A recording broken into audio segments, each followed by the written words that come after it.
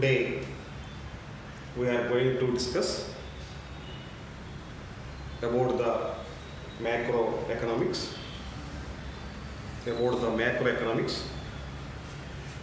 So it is in the second semester, second sem. I am lecturer in economics, KNM Government Degree College, Miryalaguda, P. Prabhakar Rao. So, how arrive the macroeconomics is so important. Economics అనేది స్థూలార్థ శాస్త్రం అనేది ఏ విధంగా పుట్టింది, ఏ విధంగా పెరిగింది అనేది కీలకమైనటువంటి అంశం మొట్టమొదట. సో దానికి గాను ముందుగా వాట్ ఈజ్ ప్రైస్ థియరీ అనేది మనం తెలుసుకోవాలి. సో ప్రైస్ థియరీ అంటే దాని తెలుగులో ధరల సిద్ధాంతం అని పిలుస్తూ ఉంటాం మనం. ధరల సిద్ధాంతం అని పిలుస్తూ ఉంటాం మనం. ధరల సిద్ధాంతాన్ని ఇంకో పేరు ఏంటంటే మైక్రో ఎకనామిక్స్గా పిలుస్తూ ఉంటాం మనం. మైక్రో ఎకనామిక్స్ అంటే సూక్ష్మ అర్థశాస్త్రంగా పిలుస్తూ ఉంటాం మనం. ఈ సూక్ష్మ అర్థశాస్త్రానికి మనకు పేరు ఏంటంటే ప్రైస్ థియరీ అని పిలుస్తుంటారు. దీన్ని నిర్మించిన ఆర్థికవేత్తలు ఎవరంటే సాంప్రదాయ ఆర్థికవేత్తలు అని ఇంతకుముందే మనం చెప్పుకున్నాం మనం. సాంప్రదాయ ఆర్థికవేత్తలు అంటే Adam Smith, Ricardo, Malthus, J B Say, A C Pigou, Fisher ఇలాంటి ఆర్థికవేత్తలందరినీ కూడా మనం సాంప్రదాయ ఆర్థికవేత్తలుగా పిలుస్తూ ఉంటాం మనం. ఈ సాంప్రదాయ ఆర్థికవేత్తలు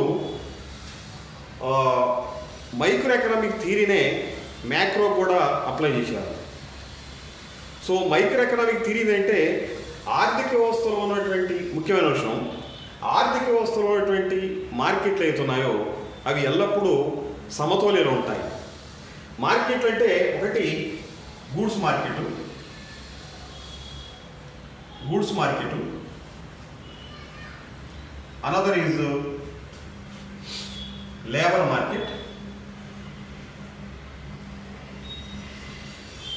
అనదర్ ఈజ్ మనీ మార్కెట్.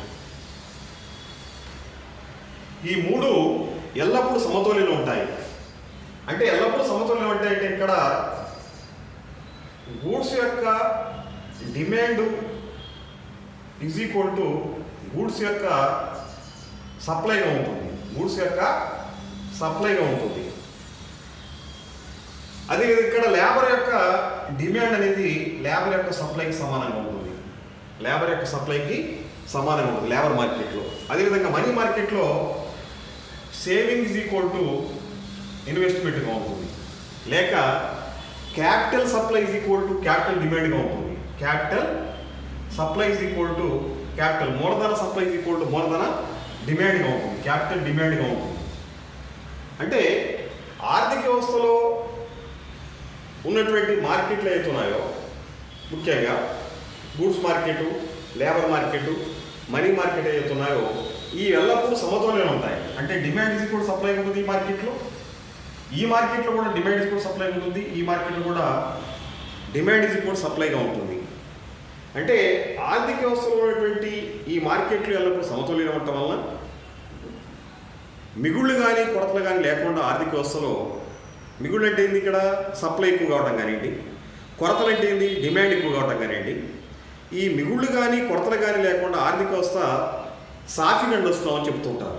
అంటే ఇక్కడ డిమాండ్ ఈజ్ ఈక్వల్ సప్లై అంటే అన్ని మార్కెట్లలో ఎస్ ఈజ్ ఈక్వల్ టు డీగా ఉండటం వలన ఈ విధంగా సమతౌల్య స్థితి ఉంటుంది. This is equilibrium price.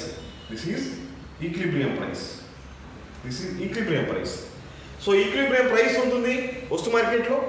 అదేవిధంగా ఈక్విలిబ్రియము వేజ్ ఉంటుంది లేబర్ మార్కెట్లో. అదేవిధంగా ఈక్విలిబ్రియము రేట్ ఆఫ్ ఇంట్రెస్ట్ ఉంటుంది మనీ మార్కెట్లో. సో మీకు ధర అంటే మనం కేవలం వస్తుధారలో ఇక్కడ రేట్ ఆఫ్ ఇంట్రెస్ట్ కూడా ధరగా పిలుస్తూ ఉంటాం మనం.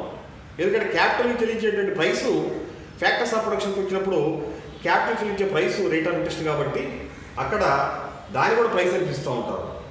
అదేవిధంగా లేబర్ వేజ్ కూడా, శ్రామికి చెల్లించే వేజ్ కూడా మనం సాధారణంగా ప్రైస్గా పిలుస్తూ ఉంటాం మనం. అంటే ఈ మూడు మార్కెట్లు ఎల్లప్పుడూ సమతుల్యంగా ఉంటాయి. ఈ మూడు మార్కెట్లు ఎల్లప్పుడూ సమతుల్యంగా ఉంటాయి. ఇక్కడ కూడా ఇంతే. సో ఇక్కడ rate of interest, equilibrium rate of interest ఇది. This is OM, this is W, this is equilibrium ratio. So ఈ విధంగా ఈ మార్కెట్లు అన్నింటిలో కూడా గూడ్స్ మార్కెట్లో కానివ్వండి, లేబర్ మార్కెట్లో కానివ్వండి, మనీ మార్కెట్లో కానీ అన్ని మార్కెట్లో ఎల్లప్పుడూ సమతుల్యం ఉంటుంది. ఈ సమతుల్యంలో ఏమైనా అసమతుల్యపడితే దాన్ని ధరల యంత్రాంగమే సరిచేస్తుంది. సో దాన్ని ధరల యంత్రాంగమే సరిచేస్తుంది. అంటే ఇక్కడ D=S ఉంటే ఈక్విలిబ్రియం ప్రైస్ ఉంటుంది. వస్తు మార్కెట్లో ఉదాహరణ చెప్తున్నాను మీకు. ఫర్ ఇన్స్టెన్స్ D=S ఉన్నప్పుడు ఈక్విలిబ్రియం ప్రైస్ ఉంటుంది వస్తు మార్కెట్లో. సో ఇక్కడ మిగుళ్ళు కానీ కొరతలు కానీ ఉండవు కాబట్టి వస్తు మార్కెట్ సాఫీగా నడుస్తుంది. ఒకవేళ demand is greater than supply అయితే, అంటే ఇన్ఈక్విలిబ్రియం ఏర్పడితే వస్తు మార్కెట్లో ఆటోమేటిక్గా ఇక్కడ ప్రైసు పెరుగుతుంది.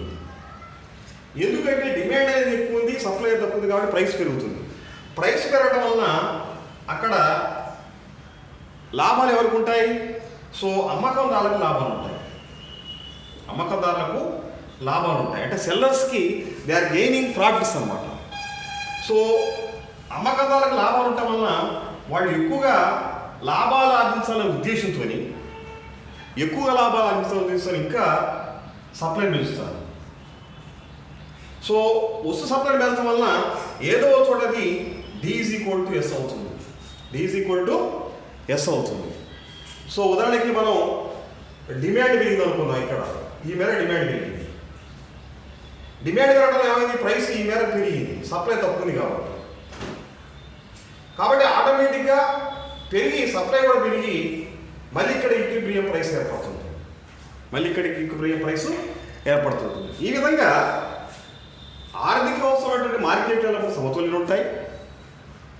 ఆ సమతుల్యంలో అసమతుల్యపడితే దాన్ని ధరల యంత్రాంగమే సరిచేస్తుంది. అందువల్ల మనం మైక్రో ఎకనామిక్స్ని ధరల సిద్ధాంతం అని పిలుస్తాం మనం. సో ఈ ధరల సిద్ధాంతాన్నే సాంప్రదాయ ఆర్థికవేత్తలు ఆర్థిక వ్యవస్థ మొత్తానికి వర్తింపజేయడం వలన ఆర్థిక వ్యవస్థలో ప్రభుత్వం యొక్క జోక్యం కూడా ఉండొద్దని చెప్పారు. ఎందుకంటే మార్కెట్ శక్తులే కీలకంగా ఉంటాయని చెప్పి వాళ్ళు చెప్పారు. మార్కెట్ శక్తులు ఏంటిది? డిమాండ్ మరియు సప్లైని మనం మార్కెట్ ఫోర్సెస్గా పిలుస్తూ ఉంటాం మనం. సో ఈ డిమాండ్ సప్లైలు ఆర్థిక వ్యవస్థ నడిపిస్తాయి కాబట్టి ప్రభుత్వ జోక్యం ఆర్థిక వ్యవస్థలో ఉండాల్సిన అవసరం లేదని చెప్తూ ఉంటారు. సో అంటే ప్రైవేటీకరణ విధానాలను మొట్టమొదటి సమర్థించింది ఎవరు అంటే గుర్తుపెట్టుకోండి, మీరు సాంప్రదాయ ఆర్థికవేత్తలుగా భావించాలి మనం. అంటే Adam Smith, Ricardo, Malthus, Pigou, J B Say, Fisher ఇలాంటి ఆర్థికవేత్తలందరూ కూడా మనం సాంప్రదాయ ఆర్థికవేత్తలుగా పిలుస్తూ ఉంటాం మనం. మరి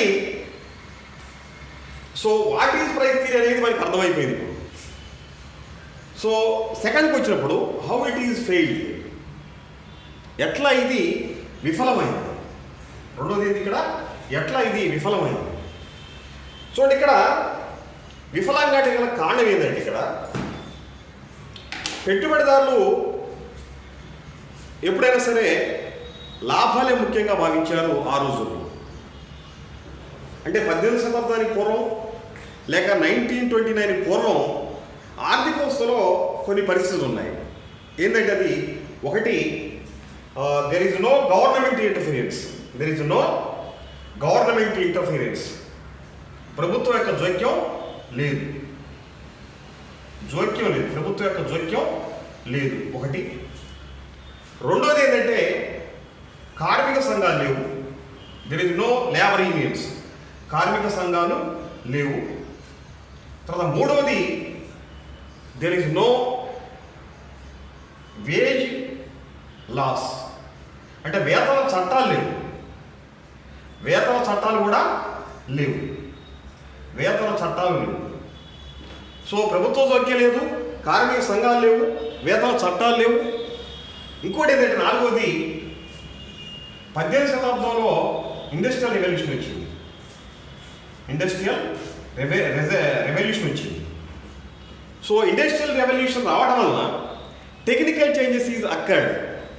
అంటే సాంకేతికమైన మార్పులు కొన్ని ఆర్థిక అవసరమైనటువంటి సంస్థల్లో పరిశ్రమల్లో సంభవించాయి.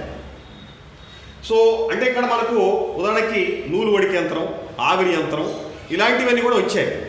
అందువల్ల ఉత్పత్తి రెట్టింపు కావడానికి అవకాశం వచ్చింది, లేక స్పెషలైజేషన్ని ప్రవేశపెట్టడానికి అవకాశం వచ్చింది, కాబట్టి ప్రత్యేకరణ ప్రవేశపెట్టడానికి అవకాశం ఉంది, కాబట్టి ఉత్పత్తి పెరిగింది. మరి ఉత్పత్తి పెరిగినప్పుడు జనరల్గా కార్మికుల యొక్క ఆదాయాన్ని కూడా పెంచాలి. ఎవరైతే ఉద్యోగస్తులుగా ఉన్నారో, ఎవరైతే కార్మికులుగా సంస్థలు పనిచేస్తున్నారో వాళ్ళ యొక్క వేతనాలను కూడా పెంచాలి. కానీ అది జరగలేదు. ఎందుకు జరగలేదు అంటే, so reasons, one is no government interference, another is no labor unions, another is there is no wage loss. వేతన చట్టాలు లేవు. Simultaneously there is a industrial revolution is occurred in the economies. అంటే యూరోప్ ఖండంలో పారిశ్రామికలు వచ్చింది. So ఈ 4 పరిస్థితుల మూలంగా ఒకవైపేమో ఉత్పత్తి పెరిగింది, ఇంకోవైపేమో లాభాలు ముఖ్యమే అనుకోవటం వలన పెట్టుబడిదారులు వేతనాల్ని పెంచలేదు. లాభాలే ముఖ్యం అనుకోవటం వలన వేతనాల్ని పెంచలేదు. సో వేతనాలు పెంచకపోవడం వల్ల జరిగినటువంటి నష్టం ఏంటంటే, సో ఇక్కడ లేబర్ మార్కెట్లో కార్మికుల యొక్క వేతనాలు పెరగలేదు. కార్మికుల యొక్క వేతనాలు పెరగకపోతే ఆదాయాలు పెరగలేదు. ఆదాయాలు పెరగకపోతే వినియోగాలు పెరగలేదు. ఆదాయాలు పెరగకపోతే వినియోగాలు, కన్జంప్షన్ కూడా పెరగలేదు. ఇన్కమ్స్ పెరగకపోతే ఆటోమేటిక్గా కన్జంప్షన్ కూడా పెరగనటువంటి స్థితి ఉంది. సో కన్జంప్షన్ పెరగనటువంటి స్థితిలో సో సప్లై పెరుగుకుంటూ వచ్చింది, డిమాండ్ తగ్గుకుంటూ పోయింది. డిమాండ్ తగ్గుకుంటూ పోయినప్పుడు, సప్లై పెరుగుకుంటూ పోయినప్పుడు ఆటోమేటిక్గా ఏం కావాలి? ఇక్కడ సప్లై ఈజ్ గ్రేటర్ దాన్ డిమాండ్గా ఉన్నప్పుడు, ప్రైసెస్ పడిపోవాలి. ప్రైసెస్ పడిపోవడం ఎవరికి లాభదాయకం? వినియోగదారులకు లాభదాయకం. సో వినియోగదారులకు లాభదాయకం కాబట్టి వాళ్ళు ఆటోమేటిక్గా డిమాండ్ని పెంచాలి. సో తగ్గిన ధరల వద్ద డిమాండ్ పెరగాలి. పెరిగి S=D కావాలి వస్తు మార్కెట్లో. కానీ లేబర్ మార్కెట్లో వేతనాలు పెంచకపోవడం మూలంగా there is a gap between demand and supply is occur. అంటే డిమాండ్ సప్లైల మధ్య వ్యత్యాసాలు అనేవి పెరుగుకుంటూ పోయాయి. సో పెరుగుకుంటూ పోయినప్పుడు మరి ప్రభుత్వ జోక్యం ఉండాలి, కార్మిక సంఘాలు ఉండాలి, వేతన చట్టాలు ఉండాలి. కానీ అప్పుడు లేవు. కాబట్టి డిమాండ్ని పెంచేటందుకు కావాల్సిన పరిస్థితులు ఏర్పడ్డాయి. అంటే ఇది ఇక్కడ పెట్టుబడిదారులు లాభాలే ముఖ్యం అనుకోవడం వలన కార్మిక సంఘాలకు వేతనాలు పెంచకపోవడం వలన గ్యాప్ ఏర్పడడం వలన సప్లై అనేది మార్కెట్లో మిగులుకుంటూ పోయింది దీర్ఘకాలికంగా, లాంగ్ టర్మ్. సో ఆ విధంగా సప్లై డిమాండ్ల మధ్య వ్యత్యాసం ఏర్పడటం మూలంగా ఈ ధరల సిద్ధాంతం ఏదైతుందో, అంటే ఇక్కడ వేతనాలు పెరగకపోవడం వల్ల, ప్రభుత్వ జోక్యం లేకపోవడం వల్ల, కార్మిక సంఘాలు లేకపోవడం వల్ల తగ్గిన ధరల వద్ద కూడా కొనుగోలు చేసే పరిస్థితి ఆనాడు ఉన్నటువంటి కార్మిక సంఘాలకు లేవు. ఎందుకు లేవంటే ఇక్కడ లేబర్ మార్కెట్లో కూడా ఒక థీరీ చెప్తారు. ఏంటంటే అది labour supply is greater than labour demand ఉంటే ఆటోమేటిక్గా వేతనాలు తగ్గించవచ్చు అని చెప్తారు. ఆ రోజుల్లో పనిచేయడానికి సిద్ధపడేటువంటి కార్మిక వర్గాలు ఎక్కువగా ఉన్నాయి, కానీ పనిచేయించుకోవడానికి సిద్ధపడేటువంటి పెట్టుబడిదారులు తక్కువ మంది ఉన్నారు. అందువల్ల వేతనం తగ్గించుకుంటూ పోయారు. ఎందుకు అంటే లాభాలే పరమావధిగా పెట్టారు. అంటే వేతనాలు తగ్గడం వల్ల ఏమైంది? తగ్గిన ధరల వద్ద కూడా కొనుగోలు శక్తి లేకుండా పోయింది. కొనుగోలు శక్తి పోవడం లేకపోవడం వలన మార్కెట్లో వస్తు సేవలు అనేవి కుప్పతెప్పలుగా మిగిలిపోవడం జరిగింది. దానివల్ల పెట్టుబడిదారులు ఏం చేశారంటే ఇక్కడ తమ ఫర్మ్స్ యొక్క పనిచేసే కాలాన్ని తగ్గించారు, అంటే టైం తగ్గించారు. పెట్టుబడిదారులు తమ సంస్థ పనిచేసేటువంటి కాలాన్ని తగ్గించారు మొట్టమొదట. దానివల్ల కొంతమంది ఉద్యోగాలు పోయాయి, దానివల్ల కొంత ఆదాయం తగ్గింది కార్మికులకి. ఆ తర్వాత రెండవ స్థితికి వచ్చినప్పుడు అసలు సంస్థల్ని మూసివేసే పరిస్థితి వచ్చింది. సంస్థల్ని మూసివేసే పరిస్థితి వచ్చింది. సంస్థలు మూసివేయడం వల్ల ఏమైంది ఇక్కడ?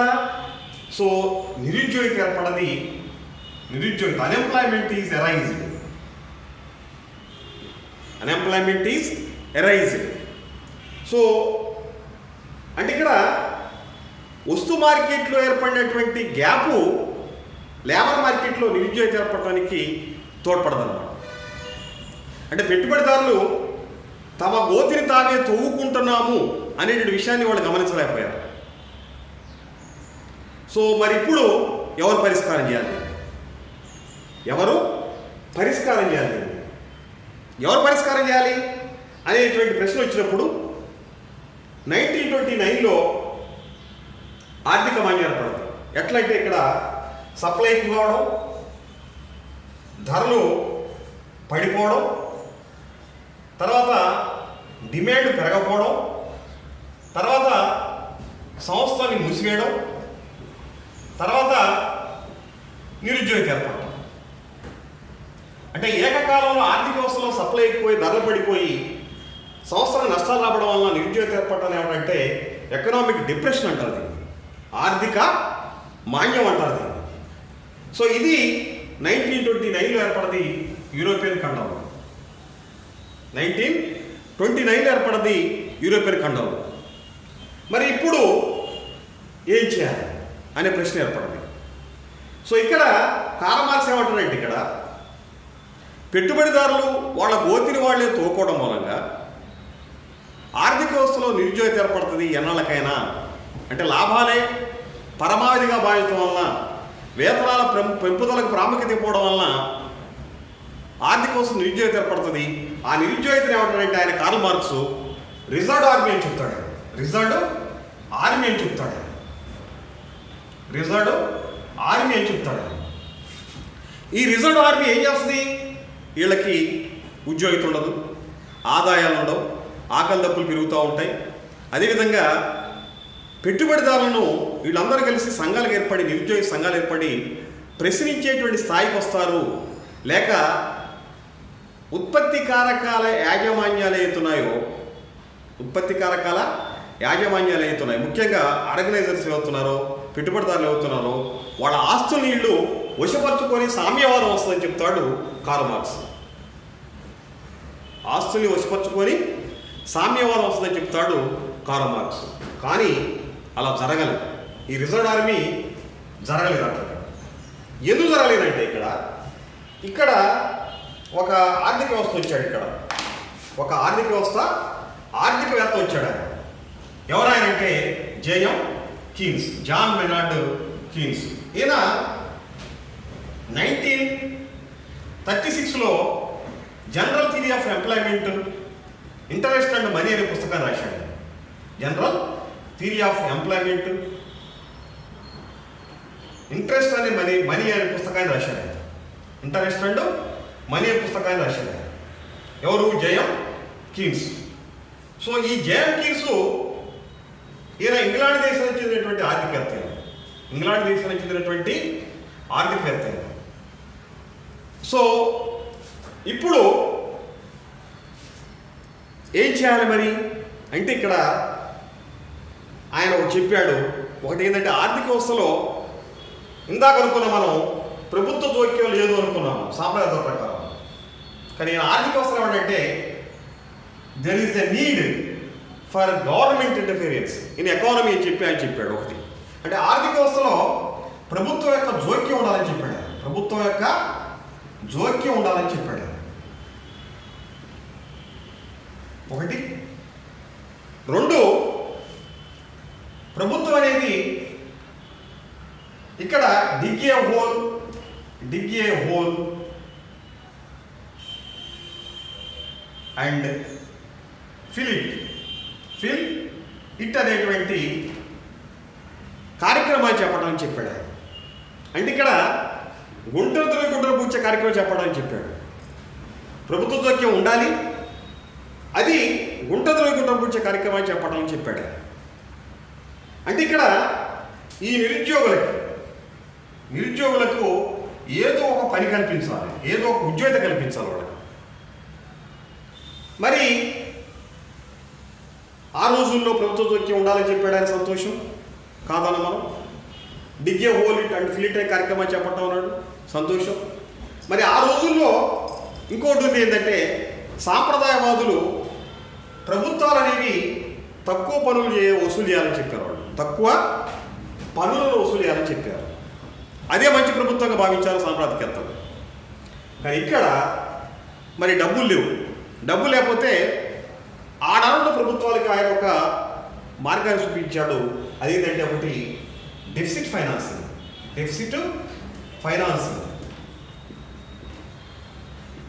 ఫైనాన్సింగ్, లోటు ద్రవ్య విధానం అంటారు తెలుగులో. డెఫిసిట్ ఫైనాన్సింగ్ అంటే ఏంటంటే,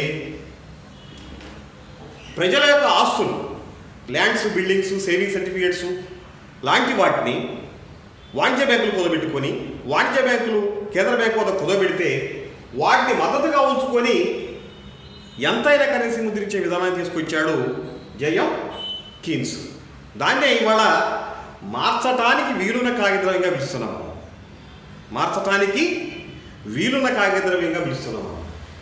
సో మార్చటానికి వీలున్న కాగిద్రవ్యం వచ్చిన తర్వాత ప్రభుత్వం యొక్క చేతిలోకి డబ్బు వచ్చింది.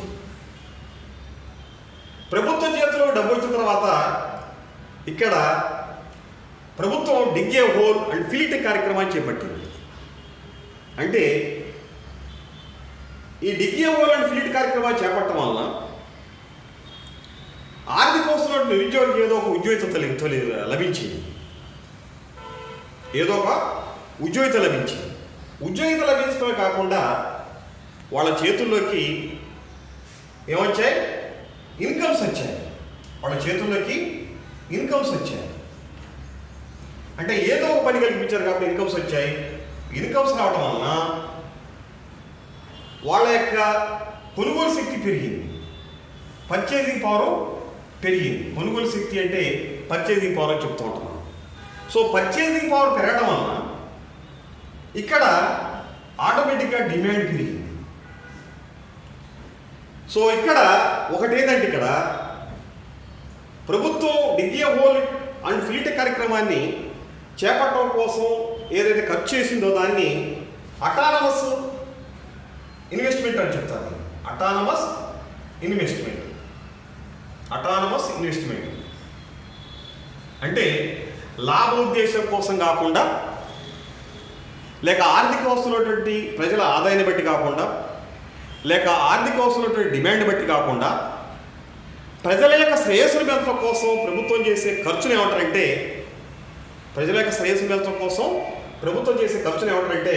అటానమస్ ఇన్వెస్ట్మెంట్ అంటారు.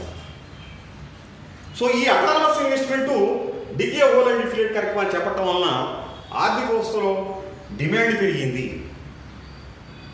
ఒకవైపు. సో అటానమస్ ఇన్వెస్ట్మెంట్ పెరగడానికి ఏమంటారంటే, దీన్నే పబ్లిక్ ఎక్స్పెండిచర్ అని పిలుస్తూ ఉంటుంది. పబ్లిక్ అంటే ఎవరు? ప్రభుత్వం ఎక్స్పెండిచర్ చేసుకుంటూ వచ్చింది 1929 తర్వాత, 1936 తర్వాత. సో ఆ విధంగా పబ్లిక్ ఎక్స్పెండిచర్ అనే దాన్ని ఏమంటారంటే, దీన్ని స్థూల ఆర్థిక చలాంగా పిలుస్తారు. మ్యాక్రో ఎకనామిక్స్ వేరియబుల్గా పిలుస్తూ ఉంటుంది. స్థూల ఆర్థిక చలాంకంగా పిలుస్తూ ఉంటుంది. స్థూల ఆర్థిక చలాంకం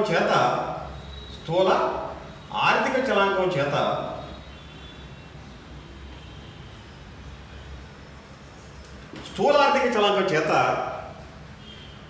నిరుద్యోగితకి ఏం చేశారు? ఇక్కడ డిమాండ్ కల్పించారు. నిరుద్యోగులకి ఆదాయాన్ని పెంచుకుంటూ వచ్చారు. నిరుద్యోగులకి కొనుగోలు శక్తి పెరిగింది, డిమాండ్ పెరిగింది. సో ఈ స్థూలార్థిక చలాంకం చేత ఆర్థిక వ్యవస్థలో డిమాండ్ పెరగడం వలన, అంటే పబ్లిక్ ఎక్స్పెండిచర్ పెరిగింది, అటానమస్ ఇన్స్టిట్యూట్ పెరిగింది, degree of whole India Philip కార్యక్రమాలు చేపట్టారు. దానివల్ల డిమాండ్ పెరిగింది. డిమాండ్ పెరగడం వల్ల ఏమైంది? సప్లై డిమాండ్ల మధ్య ఉన్నటువంటి గ్యాప్ ఏదైతుందో అది తగ్గుకుంటూ వచ్చింది. అంటే వస్తు మార్కెట్లో డిమాండ్ పెరిగింది. వస్తు మార్కెట్లో ఆటోమేటిక్గా డిమాండ్ పెరగడం వల్ల సప్లై తగ్గింది. సప్లై తగ్గడం వలన పెట్టుబడిదారులు ఊపిరి పీల్చుకున్నారు.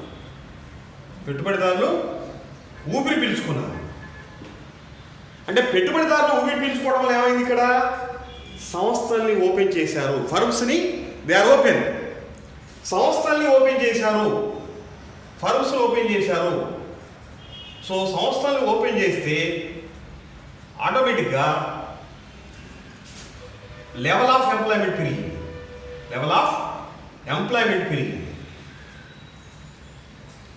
సో లెవెల్ ఆఫ్ ఎంప్లాయ్మెంట్ పెరగడం వలన నిరుద్యోగిత తగ్గింది.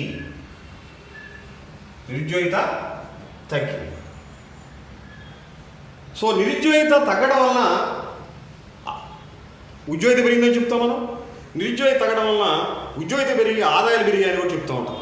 అందుకని కీన్స్ యొక్క సిద్ధాంతాన్ని మనం ఇన్కమ్ ఎంప్లాయ్మెంట్ థియరీగా పిలుస్తూ ఉంటాం. ఇన్కమ్ అండ్ ఎంప్లాయ్మెంట్ థియరీగా పిలుస్తూ ఉంటాం. ఆదాయ ఉద్యోగిత సిద్ధాంతంగా పిలుస్తూ ఉంటాం. మనం కీన్స్ యొక్క సిద్ధాంతాన్ని ఆదాయ ఉద్యోగ సిద్ధాంతంగా పిలుస్తుంటాం. ఆ ఆదాయ ఉద్యోగ సిద్ధాంతాన్ని మరొక పదంలో చెప్పాలంటే nothing but macro economics. So ఈ విధంగా మ్యాక్రో ఎకనామిక్స్ యొక్క పుట్టుక ప్రారంభమైంది. ఆ తర్వాత 1933లో రాగ్నర్ ఫిష్ మ్యాక్రో ఎకనామిక్స్ని మైక్రో ఎకనామిక్స్ని విడదీశాడు. ఎకనామిక్స్ని మైక్రో ఎకనామిక్స్గా, మ్యాక్రో ఎకనామిక్స్గా విడదీశాడు. సో మైక్రో ఎకనామిక్స్ అంటే రాగ్నర్ ఫిష్, మైక్రో ఎకనామిక్స్ అంటే ఆర్థిక వ్యవస్థలో వైయక్తిక యూనిట్ల గురించి అధ్యయనం చేసే శాస్త్రాన్ని మైక్రో ఎకనామిక్స్గా పిలుస్తామని చెప్పి ఇంతకుముందు చెప్పుకున్నాము. ఆర్థిక వ్యవస్థలో వైయక్తిక యూనిట్ల గురించి అధ్యయనం చేసే శాస్త్రాన్ని మైక్రో ఎకనామిక్స్ అని పిలుస్తారని ఇంతకుముందు మనం చెప్పుకున్నాము. వైయక్తిక యూనిట్ అంటే ఏంటి? వినియోగదాని సమతుల్యము, సంస్థ సమతుల్యము, పరిశ్రమ సమతుల్యము, తర్వాత మార్కెట్ల సమతుల్యము, ఇట్లా సమతుల్యాల గురించి అధ్యయనం చేసే శాస్త్రాన్ని మనం మైక్రో ఎకనామిక్స్ అంటారు, లేక దాన్నే ధరల సిద్ధాంతం అనిపిస్తారని చెప్పుకున్నాము. అది 1929లో విఫలం కావడం గల కారణాలేంది, ఆ తర్వాత విఫలమైన దాన్ని ఎట్లా రీవోక్ చేశారు, అంటే ధరల సిద్ధాంతం ఎట్లా ఫెయిల్ అయింది అని తెలిసింది మనకి. తర్వాత ధరల సిద్ధాంతం ఎట్లా ఫెయిల్ అయిన తర్వాత దాన్ని ఎట్లా రీవోక్ చేశారంటే, ఇక్కడ జాన్ మేడార్ కీన్స్ ఎవరైతున్నారో ఆయన ఆర్థిక వ్యవస్థలో ప్రభుత్వ జోక్యం ఉండాలని చెప్పాడు. Degree of whole India Philip కార్యక్రమాలు చెప్పండి చెప్పాడు. డెఫిసిట్ ఫైనాన్సింగ్ విధానాన్ని సమర్థించాడు ఆయన. సో ఆ విధంగా చివరికి పెట్టుబడిదారుని ఊపిరి పీల్చుకునేలా చేయగలిగేటువంటి వ్యక్తి జేమ్ కీన్స్. అందుకనే జేమ్ కీన్స్ యొక్క సిద్ధాంతాన్ని ఆదాయ సిద్ధాంతం అంటాము. కానీ జేమ్ కీన్స్ని is a saviour of capitalism. ఆయన పెట్టుబడిదారి సంరక్షకుడుగా కూడా ఆయన పిలుస్తూ ఉంటారు. పెట్టుబడిదారి విధాన సంరక్షకుడిగా కూడా పిలుస్తూ ఉంటారు ఆయన. ఎందుకంటే కార్ల్ మార్క్స్ ఆర్థిక వ్యవస్థలో పెట్టుబడిదారులు లాభాలే ముఖ్యమని భావించడం వలన ఆర్థిక వ్యవస్థలో ఎన్నటికైనా ఆర్థిక మాన్యం ఏర్పడుతుంది, ఆర్థిక మాన్యంలో నిరుద్యోగులు అనేవాళ్ళు తిరగబడతారు, అదేవిధంగా ఈ ఉత్పత్తి సంస్థలపైన యాజమాన్యం సంపాదించి సామ్యవాదం వస్తుందని చెప్పాడు. కానీ అలా సామ్యవాదం రాకుండా ఉండటానికి కావాల్సినటువంటి ఒక మాత్రని, ట్యాబ్లెట్ని తయారు చేశాడు JM Keynes. That is nothing but public expenditure, ప్రభుత్వ వ్యయము. సో ఈ ప్రభుత్వ వ్యయం యొక్క ప్రాధాన్యత పెంచాడు. నథింగ్ బట్ అటానమస్ ఇన్స్ట్రుమెంట్ యొక్క ప్రాధాన్యతని పెంచాడు జేమ్ కీన్స్. అందుకనే ఈ పబ్లిక్ ఎక్స్పెండిచర్ని పెంచి పెట్టుబడిదారులు సంరక్షించే విధానం చెప్పాడు. కాబట్టి ఆయన పెట్టుబడిదారులు సంరక్షించబడ్డాడు కాబట్టి ఆయన విధానాల ద్వారా, అందుకని ఆయన్ని సేవియర్ ఆఫ్ క్యాపిటలిజం అని చెప్తూ ఉంటారు. సో ఇది మనం ఈరోజు ముఖ్యంగా so what is price theory and how it is framed, arise of macro economics and what is income employment theory అనేది ఈరోజు మనం అధ్యయనం చేసినాం. సో ఇది మనం మ్యాక్రో ఎకనామిక్స్ యొక్క పుట్టుకెట జరిగింది, దేని సమస్య మూలంగా వచ్చింది, దేని సమస్య మూలంగా ఇది ఉద్భవించింది అనేది తెలుసుకోవాల్సిన అవసరం ఉంది. ఇకపోతే మనకు ఈ మ్యాక్రో అనే పదము గ్రీకు భాష నుండి పుట్టింది. మ్యాక్రో అనే పదము గ్రీకు భాష నుండి పుట్టింది. It is a Greek word. It is a Greek word.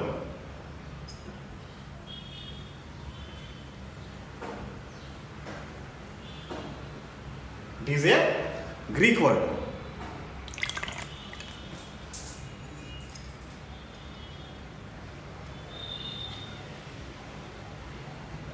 So Greek word macro అనే పదం నుంచి మ్యాక్రో ఎకనామిక్స్ పుట్టిందని చెప్తూ ఉంటాం. సో మ్యాక్రో అంటే ఏంటంటే గ్రీక్ భాషలో పెద్దది అని అర్థం. మ్యాక్రో అంటే గ్రీక్ భాషలో పెద్దది. పెద్దది అంటే ఇక్కడ వైయక్తిక యూనిట్ల గురించి కాకుండా, వైయక్తిక యూనిట్ల గురించి కాకుండా ఆర్థిక వ్యవస్థలో ఏకకాలంలో అన్ని యూనిట్ల గురించి అధ్యయనం చేసే శాస్త్రాన్ని, లేక ఏకకాలంలో అన్ని మార్కెట్ల గురించి అధ్యయనం చేసే శాస్త్రాన్ని మనం ఏమంటామంటే స్థూల శాస్త్రంగా పిలుస్తూ ఉంటాం, మ్యాక్రో ఎకనామిక్స్గా పిలుస్తూ ఉంటాం. అంటే ఇక్కడ ఆర్థిక వ్యవస్థలో మొత్తం ఉత్పత్తిని గురించి అధ్యయనం చేస్తూ ఉంటుంది. ఆర్థిక వ్యవస్థలో టోటల్ ప్రొడక్షన్ గురించి అధ్యయనం చేస్తూ ఉంటుంది. టోటల్ ప్రొడక్షన్ గురించి ఇది అధ్యయనం చేస్తూ ఉంటుంది. Total meaning of macro economics. Meaning of macro economics. So meaning of macro economics వచ్చినప్పుడు,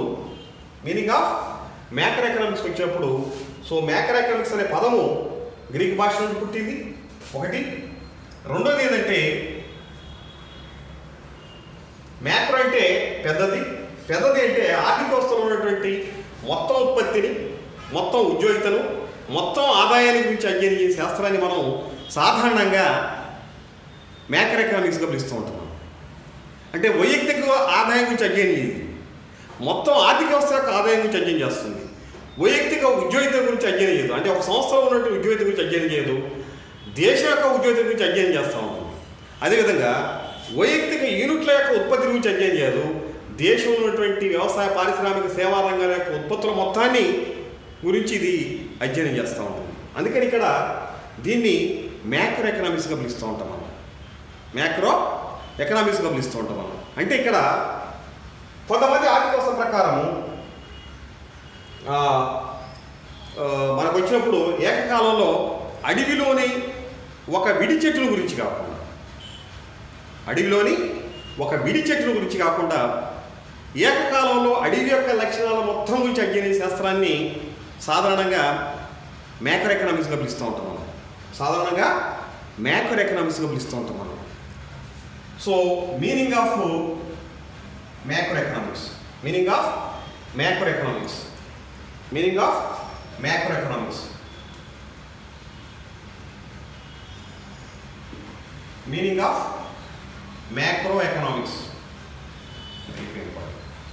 so meaning of macro economics వచ్చినప్పుడు, ఐదు దానికి వచ్చినప్పుడు, మ్యాక్రో అనే పదం గ్రీక్ భాషలో పుట్టింది. మ్యాక్రో అనే దానికి అర్థము పెద్దది, అంటే ఆర్థిక వ్యవస్థలో మొత్తం ఉద్యోగిత, ఉత్పత్తి, ఆదాయాల గురించి ఇది ఏకకాలంలో అధ్యయనం చేస్తూ ఉంటుంది. ఆ శాస్త్రాన్ని మనం మ్యాక్రో ఎకనామిక్స్ పిలుస్తూ ఉంటాం మనం. అదేవిధంగా ఏకకాలంలో అడవిలోని విడివిడి చెట్ల గురించి కాకుండా అడవి యొక్క లక్షణాల గురించి అధ్యయనం చేసే శాస్త్రాన్ని స్థూల శాస్త్రంగా పిలుస్తూ ఉంటాం మనం. This is the meaning. తర్వాత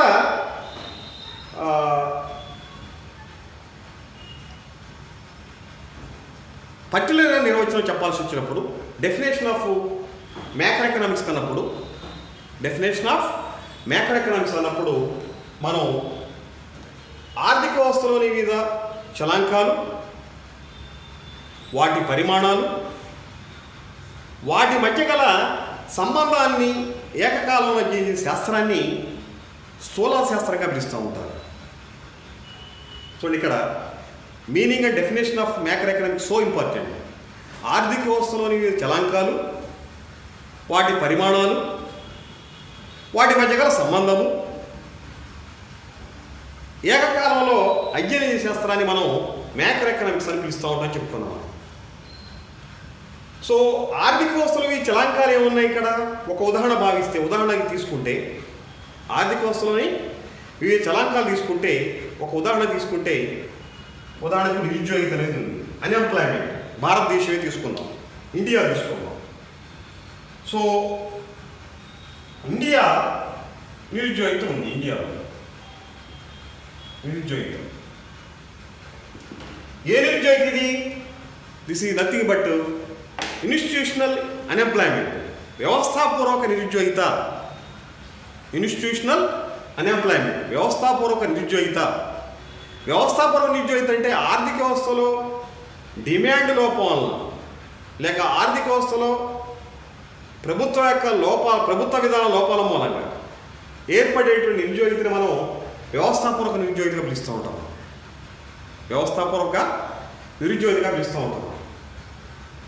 సో ఈ వ్యవస్థాపూర్వక నిరుద్యోగిత అనేది ఒక చలాంకం, పేదరికం అనేది ఒక చలాంకం ఈ దేశంలో. మరి ఈ నిరుద్యోగిత పేదరికం పోవాలంటే ఏం చేయాలి? చూడండి, ఇక్కడ మనం స్థూల ఆర్థిక శాస్త్రం యొక్క పరిణామాన్ని పరిశీలిస్తే, స్థూలార్థిక చలాంకం యొక్క పరిణామాన్ని పరిశీలిస్తే ఇది 1758లో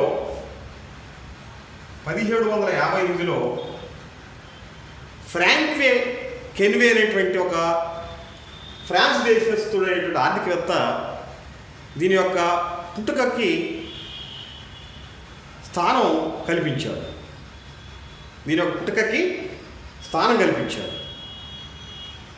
ఈ ఫ్రాంక్ కెన్వే వాడు ఈజ్ ఎ ఫిజిక్రాట్, ప్రకృతివాదులు.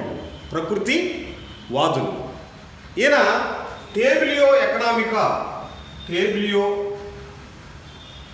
ఎకనామికా అనేటువంటి ఒక పట్టిక తయారు చేశారు.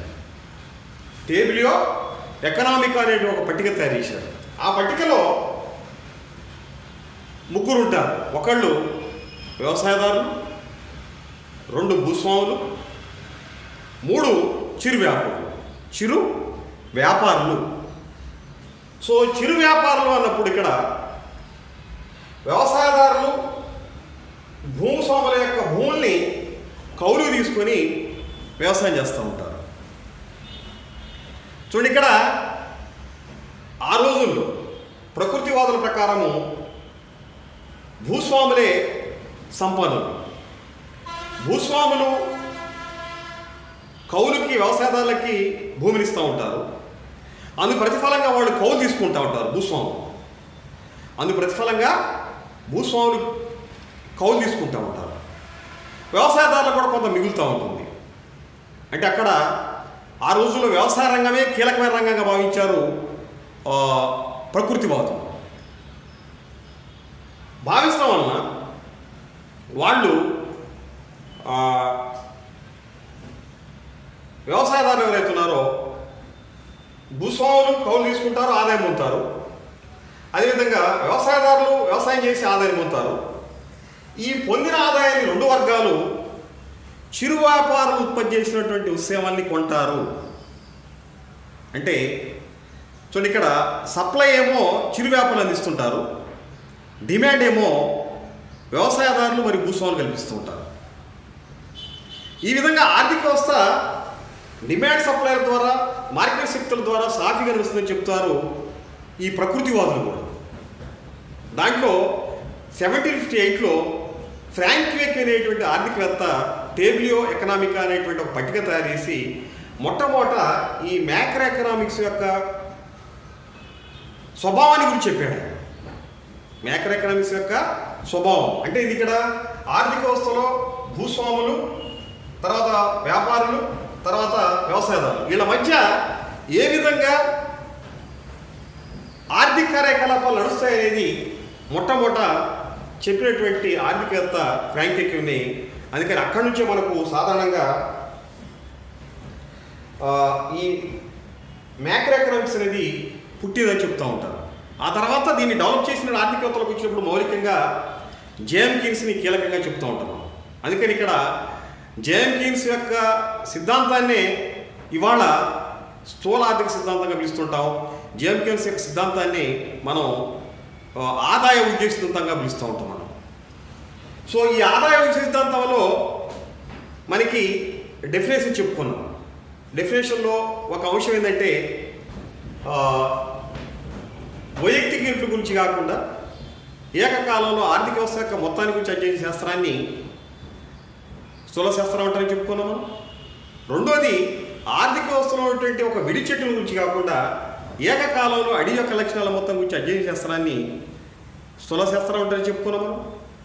మూడో దానికి వచ్చినప్పుడు ఆర్థిక వ్యవస్థలో చలాంకాలు, వాటి పరిమాణాలు, quantities, different variables and their quantities and their relations ఈ స్టడీ యాజ్ మ్యాక్రో ఎకనామిక్స్. అంటే ఇక్కడ ఆర్థిక వ్యవస్థలో ఈ చలాంకాలు, వాటి పరిమాణాలు, వాటి మధ్య గల సంబంధాల గురించి అధ్యయన శాస్త్రాన్ని స్థూల శాస్త్రం అంటారు. సో ఉదాహరణకి మనం ఏమనుకున్నాం అంటే భారతదేశంలో నిరుద్యోగిత ఉంది అనుకున్నాం, పేదరికం ఉంది అనుకున్నాం. ఈ నిరుద్యోగిత పోవాలంటే ఏం చేయాలి? పేదరికం పోవాలంటే ఏం చేయాలి?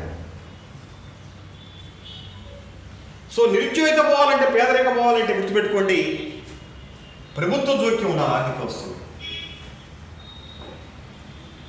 ప్రభుత్వ జోక్యం ఉండాలి ఆర్థిక వ్యవస్థలో. ఇది ఉన్నది భారతదేశంలో. సో ప్రభుత్వ జోక్యం ఉంటే కాకుండా ప్రభుత్వము అటానమస్ ఇన్వెస్ట్మెంట్ చేస్తూ ఉంది. అంటే రోడ్లు, రవాణా, ట్రాన్స్పోర్టు, కమ్యూనికేషన్స్ ఇవన్నీ కూడా డెవలప్ చేసుకుంటూ వస్తూ ఉంది ఇవాళ ప్రభుత్వం. సో అది ఇవాళ సూచనాత్మక ప్రణాళిక వచ్చిన తర్వాత పెట్టుబడి యొక్క నిష్పత్తి మారినప్పటికీ కూడా ప్రభుత్వ జోక్యం ఉండి ఆర్థిక వ్యవస్థలో ఇన్వెస్ట్మెంట్, అటానమస్ ఇన్వెస్ట్మెంట్ పెరగడం వలన ఇవాళ అంటే ఇక్కడ అటానమస్ ఇన్వెస్ట్మెంట్ పెరిగితే ఏం జరుగుతుంది అంటే ఇక్కడ గుర్తుపెట్టుకోండి, ఇన్కమ్స్ పెరుగుతూ ఉంటాయి, ఆదాయాలు పెరుగుతూ ఉంటాయి. ముఖ్యంగా లేబర్ మార్కెట్లో ఆదాయాలు పెరుగుతూ ఉంటాయి. లేబర్ మార్కెట్లో ఆదాయాలు పెరగడం వలన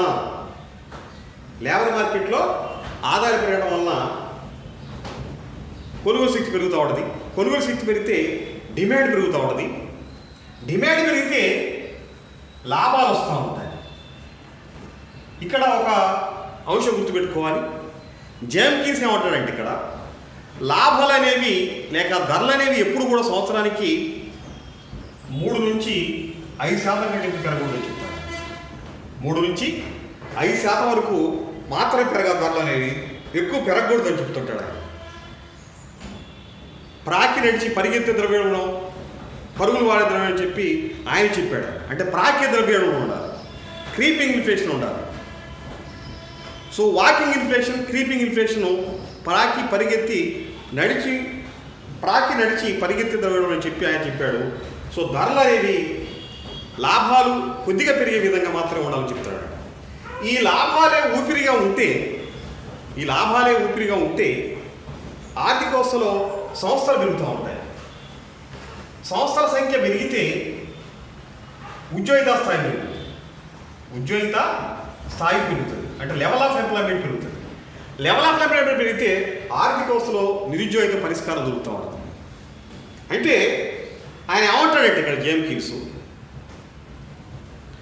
ఆర్థిక వ్యవస్థలో ఎల్లప్పుడూ ప్రభుత్వ జోక్యం ఉండాలి. అది డిమాండ్ పెంచే చర్యలు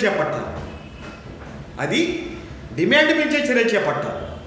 మనం సప్లై గురించి ఆలోచించాల్సిన అవసరం లేదని చెప్తాడు ఆయన. ఆర్థిక వ్యవస్థలో ప్రభుత్వ జోక్యం ఉండి అది ఎప్పుడు కూడా డిమాండ్ పెంచే చర్యలు చేపట్టాలని చెప్తుంటాడు ఆయన. సో ఆ విధంగా డిమాండ్ పెంచే చర్యలు చేపట్టడం మూలంగా ఆర్థిక వ్యవస్థలో ధరలు పెరుగుతూ ఉంటాయి, లాభాలు వస్తూ ఉంటాయి. ఆ లాభాలే పెట్టుబడిదారులు ఊపిరి మారుతూ ఉంటాయి. ఉన్న సంస్థలు కొనసాగుతూ ఉంటాయి, కొత్త సంస్థలు ఆర్థిక వ్యవస్థలో ప్రవేశిస్తూ